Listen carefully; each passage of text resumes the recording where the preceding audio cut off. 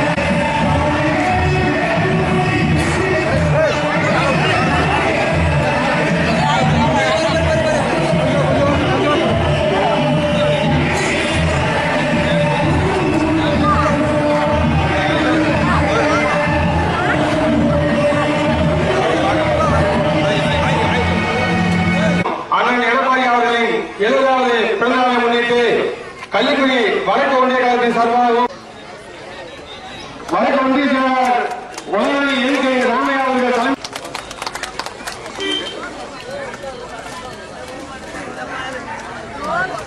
மாண்புமிகு கழக பொதுச் செயலாளர் புரட்சித் தலைவர் ஐயா எடப்பாடி அவர்களுடைய மாபெரும் அன்னதானத்தை தொடர்ச்சி மாவட்ட கழக செயலாளர் மற்றும் மாநில அம்மாவட்ட செயலாளர் அண்ணன் ஆர். உதயகுமார் அவர்களை வணங்கி வரவேற்கிறோம். கல்குடத்தின் சார்பாகவும் மேற்கொண்டிருப்பதில் சொல்லி இந்த மாபெரும் அன்னதானத்தை சிறப்பாக நடத்தி கொடுக்கும் நமது வடக்குடி அனைத்து உள்ளவர்களும் மதுரை குடும்ப மாவட்டத்தில் அண்ணன் ஆர். உதயகுமார் அவர்கள் நன்றி தெரிவித்துக் கொள்கிறோம்.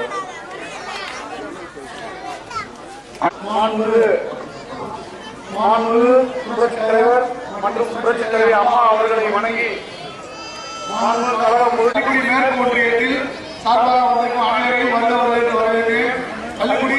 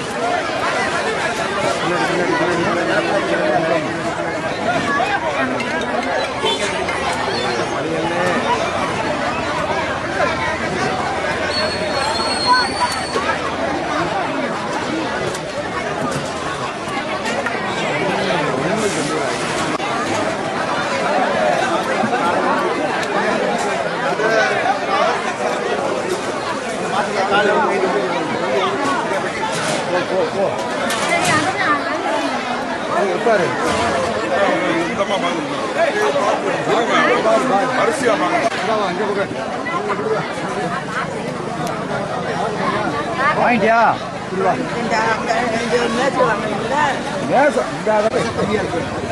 அம்மாவா அம்மாவா அம்மாவா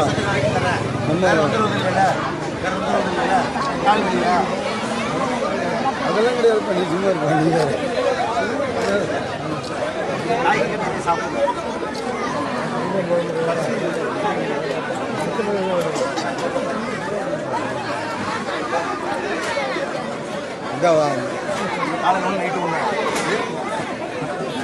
போவா எங்க அக்கா சின்ன காலையில ஒண்ணு இரவுல ஒண்ணு மாலையில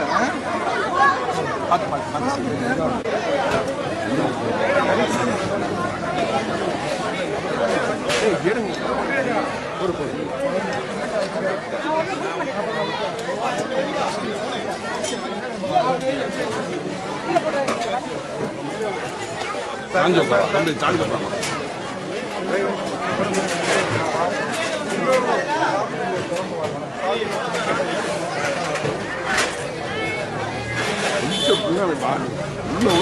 எல்லாரும் பண்ணாங்க. நீ மட்டும் போட போறது இல்லை.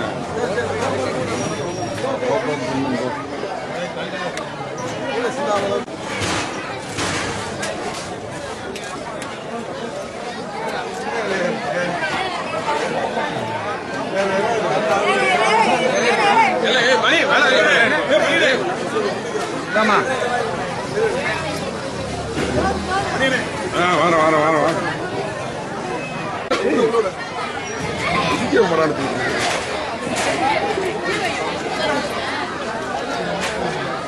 அப்படியே பின்னாடி சேர்ந்துங்க கொஞ்சம் கொஞ்சம்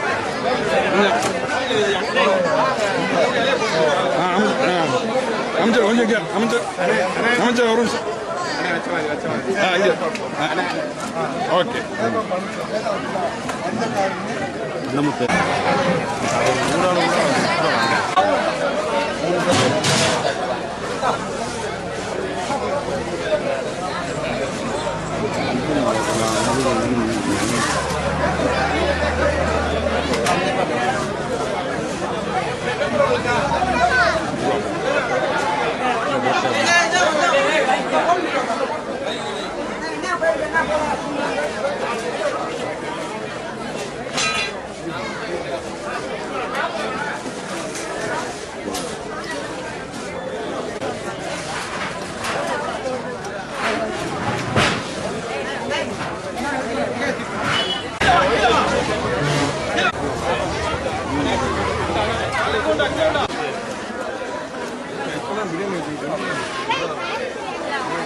பிரியாணி வேணாமாம்மா?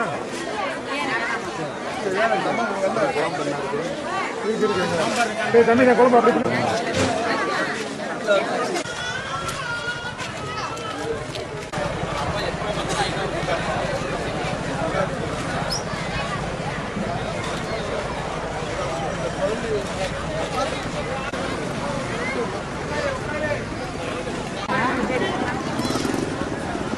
தற்போது தென்மேற்கு பருவமழை தொடங்கியதோடு கோடை மழை நமக்கு தொடர்ந்து 22ஆம் தேதி வரை இருப்பதாக அறிவிக்கப்பட்டிருக்கிறது. இதில் காற்றழுத்த தாழ்வு மண்டலம் உருவாகியிருப்பதாக இந்திய வானிலை ஆய்வு மையம் தெரிவித்திருக்கிறது.